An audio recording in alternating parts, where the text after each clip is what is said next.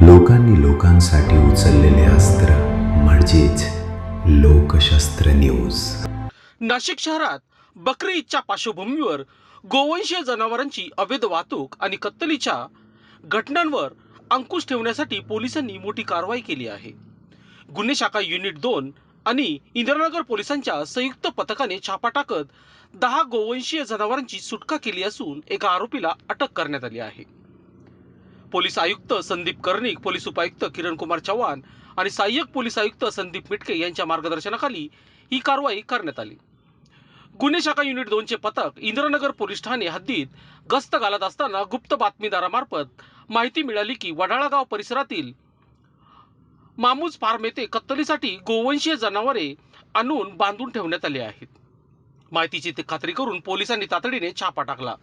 छाप्यात पोलिसांना 2 गायी आणि 8 गोरे अशी एकूण 10 गोवंशीय जनावरे काटेरी झाडांना बांधलेल्या अवस्थेत आढळून आली। घटनास्थळी संशयित आरोपी आसिफ सुलतान कोकणी वय वर्ष 52 राहणार कोकणीपुरा भद्रकाली नाशिक याला ताब्यात घेण्यात आले। चौकशीत त्याने गुलाम कोकणी यांच्या सांगण्यावरून जनावरे आणल्याची कबुली दिली।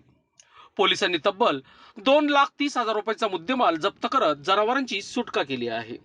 आरोपी विरोधात महाराष्ट्र प्राणी संरक्षण अधिनियम 1995 सुधारित 2015 तसेच प्राण्यांवरील क्रूरता प्रतिबंधक कायद्यान्वये गुन्हा दाखल करण्यात आला आहे।